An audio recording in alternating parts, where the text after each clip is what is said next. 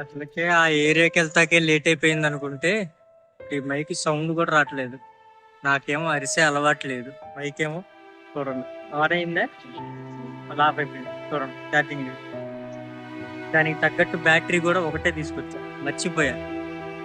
ఏమైందో తెలియదు. అసలు అయినా వెళ్ళాల్సిన మాస్ ఏరియాలోకి వెళ్ళేటప్పుడేమో నీకు ఆగిపోయింది సౌండ్. ఆకాశంలో మబ్బులు, గుండెల్లో భయం. ఒక పక్క పంటల కోసం వర్షం కావాలనే రైతన్నల ఆశలు, మరో పక్క వర్షం వస్తే పొట్ట గడవదని వద్దు అనుకునే నాలాంటి వీధి వ్యాపారుల ఆవేదనలు. ఈ రెండిటి మధ్య ఆ వరుణుడు ఏం చేస్తాడో ఏమో. ఎవరి కడుపు నింపడానికి ఎవరి పొట్ట కొడతావో నీకే తెలియాలి. నా వీడియోల్లో మీకు కస్టమర్లు ఎప్పుడు కనపడరు, ఎందుకంటే నా దగ్గర వచ్చేది ఆడవాళ్ళు. వాళ్ళ ఇళ్ళ కట్టుబాట్లు వాళ్ళకుంటాయి. నైట్ డ్రెస్సుల్లో వస్తారు. వ్యూస్ కోసం వాళ్ళ ప్రైవసీ రోడ్డున పెట్టలేను. నా 10 రూపాయల లాభం కంటే వాళ్ళ నమ్మకమే నాకు ముఖ్యం. కానీ ఈరోజు నా కష్టాన్ని మాత్రం దాచను. ఈ బండిని కాదు, నా బ్రతుకుని నెట్టుకొస్తున్నాను. ఈరోజు ఏమవుతుందో నాకే తెలియదు. పోయినసారి ఇదే రోడ్డు మీద తిరిగినప్పుడు టార్గెట్ 1500, కానీ 1200 దగ్గరే ఆగిపోయింది. అప్పుడు సరుకు తక్కువ ఉంది.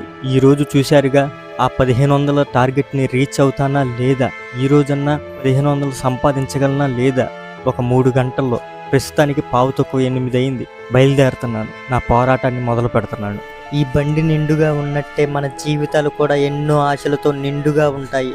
దారిలో వచ్చే చిన్న చిన్న తప్పులను, ఒడిదుడుకులను సరిచేసుకుంటూ నమ్మకంతో ముందుకు సాగడమే జీవితం. ఒక్కో రాయి పేరుస్తేనే ఇల్లు అవుతుంది. అలాగే ఒక్కో ప్రయత్నమే మనల్ని గెలిపిస్తుంది. ఫలితం ఏదైనా సరే, ఈరోజు నా కష్టాన్ని, నా శ్రమని 100కు 100% ఇస్తాను. ఈ సరుకు కేవలం వ్యాపారం మాత్రమే కాదు, నా కుటుంబాన్ని నిలబెట్టే నా నమ్మకం. ఎన్ని అవమానాలున్నా ఇంట్లో నుంచి అడుగు బయట పెట్టి ఆ రోడ్డు మీదకి వెళ్తున్నప్పుడే అసలైన ధైర్యం వస్తుంది. అందుకే ఫలితం ఆలోచించకుండా రూపాయి సంపాదించే ఆ మొదటి అడుగు వేస్తున్నా. అడుగు బయట పెట్టానో లేదో ఊహించని విధంగా మొదటి బోనీని 140 రూపాయలు పైనే పడింది. ఆకాశంలో వర్షం, మబ్బులు ఉన్నాయన్న భయం కంటే నేను అనుకున్న టార్గెట్ ఖచ్చితంగా కొడతాను అనే నమ్మకం, ఆశ ఇప్పుడు 100 రెట్లు పెరిగాయి. మన కష్టాన్ని నమ్ముకొని అడుగు ముందేస్తే ఆ దేవుడు మన వెంటే ఉంటాడనిపిస్తోంది. ఇప్పుడే కదరా భగవంతుడా ఆనందపడ్డాను, ఈలోపే ఎంత పెద్ద సమస్య వచ్చింది. దారిలో ఒక క్లాస్ ఏరియాలో 600 సరుకు అమ్ముడుపోగానే మనసులో చిన్న ఆశ చిగురించింది. కానీ ఆ ఆనందం ఎక్కువసేపు నిలవలేదు. నేను వెళ్లాల్సిన అసలు మాస్ ఏరియాకి చేరక ముందే ఈ మైక్ ఛార్జింగ్ అయిపోయింది. సమయం చూస్తే ఇప్పటికే 9:30 అయింది. నేను ఆ ఏరియాకి వెళ్ళేసరికి 10 అవుద్ది. అప్పటికే జనాలు పనులకు వెళ్ళిపోతే అసలు సేల్స్ అవుతాయా? పోనీ మైక్ లేకపోయినా గట్టిగా అరిచి అమ్ముదామంటే నాకేమో అలవాట్లేదు. నా పద్ధతిలోనే బండి తోసుకుంటూ మైక్ సౌండ్ లేకపోయినా ప్రశాంతంగానే అమ్ముకుంటూ వెళ్తాకి ట్రై చేస్తా. నాకు అలా అరవడం రాదు. నా పద్ధతిలోనే ప్రశాంతంగానే అమ్ముతాను. కానీ అరవకుండా చూపిస్తే ఈ టైంలో నా కస్టమర్లు కొంటారా? అసలు సేల్ అవుతుందా?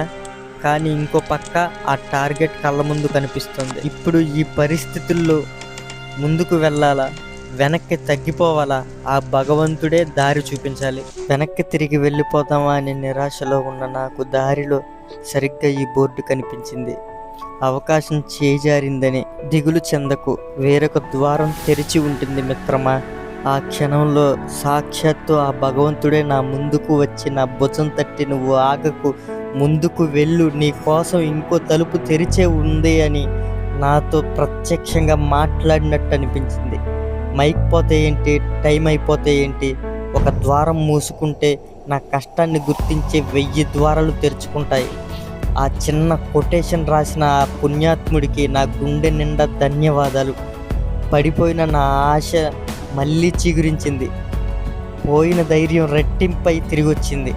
భయం లేదు, సిగ్గు లేదు, ఇక ఆగేది లేదు. నా టార్గెట్ వైపు నా ప్రయాణం మొదలైంది. పదండి చూద్దాం ఏం జరిగిద్దో. ఇందాక వచ్చిన ఎనర్జీ అంతా ఈ వీధిలోకి రాగానే ఒక్కసారిగా ఆవిరైపోయింది. చుట్టూ చూస్తే నిశ్శబ్దం. నా దగ్గర మైక్ లేదు, ఆ అరిచే గొంతు లేదు. పిలుద్దామంటే ఒక్కరూ బయట కనిపించడం లేదు. అందరూ పనుల్లోకి వెళ్ళిపోయారు. ఆశపడి వచ్చాను, కానీ అసలు ఈ రోజున ఈ టార్గెట్ అవుతుందా లేదా అని మళ్ళీ గుండెల్లో ఏదో తెలియని భయం, టెన్షన్ చుట్టుముట్టేశాయి. అయినా సరే ఈ వీధి చివరి వరకు వెళ్ళాల్సిందే, ఒక్క సేలైనా కాకపోతుందా అనే ఆశతో భారంగా ఉన్న ఆ అడుగుల్ని ముందుకు వేస్తూనే ఉన్నాను. ఎప్పుడు మన జీవితంలో కూడా అంతే, మనతో మనకే పోరాటం, మనలో మనకే పోరాటం. ఆ పోరాటాన్ని సరిగ్గా ముందుకు తీసుకెళ్తానే జయం మన ముందుకు వస్తుంది. చూస్తా, ఈ రోజున్న టార్గెట్ ఇంత ఇబ్బంది పడటం నేను ఇంతవరకు వ్యాపారం పెట్టిన తర్వాత ఎప్పుడూ జరగలేదు. సమయం మధ్యాహ్నం 12 అవుతుంది. పొట్టలో ఆకలి ఎలుకలు పరిగెడుతున్నాయి. ఉదయం నుంచి చిన్న టిఫిన్ కూడా చేయలేదు, టైం అయిపోతుందని. ఇంకా 2 సందులు మిగిలే ఉన్నాయి, కానీ ఓపిక లేక ఇంటికి తిరిగి ముఖం పట్టాను. అసలు ఈరోజు నా 1500 టార్గెట్ రీచ్ అయ్యానో లేదో కూడా, అసలు డబ్బులు ఎంత వచ్చినాయో కూడా చూసుకోలేదు. అది వెళ్ళంగానే ముందు మీకే చూపిస్తాను. ఇప్పుడు ఇంటికి వెళ్తున్నాను. ఇది జీవితం అండి. ఏది సినిమాలో లాగా స్క్రిప్ట్ల ప్రకారం జరగదు. పరిస్థితులు అనుకూలంగా ఉంటే అప్పటికప్పుడే మోటివేషన్ వస్తుంది. అదే తేడా కొడితే అంతలోనే నిరాశ ఆవహిస్తుంది. అనుకున్నది అనుకున్నట్టు జరగడానికి ఇది సినిమా కాదు, నిజ జీవితం. మనకి అనుకూలంగా మారేదాకా పోరాడడమే మనం నేర్చుకోవాల్సింది. ఎలాంటి పరిస్థితులు వచ్చినా జయించుకుంటూ అన్నిటినీ తట్టుకొని ముందుకు వెళ్ళి కుటుంబాన్ని నిలబెట్టుకోవడమే మగవాడి అసలైన లక్షణం. గెలిచినా ఓడినా అనేది పక్కన పెడితే ఈరోజు నా శ్రమని 100కు 100% ఇచ్చాను. నా ఈ ప్రయత్నం మీకు నచ్చితే ఒక్క చిన్న లైక్ చేసి హైప్ ఇచ్చి సపోర్ట్ చేయండి, సబ్స్క్రైబ్ చేసుకొని.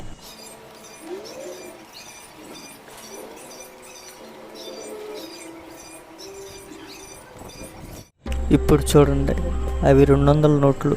1 2 3 3 600, 1 2 3 4 5 6 7 8 9 10 11 11 6 1700. అవి చేతిలో ఒక 50 రూపాయలు ఉన్నాయి. 2 20లు, ఒక 10, 1750. ఒకసారి చూసుకోండి, అన్నీ మీరు కూడా లెక్కేయండి.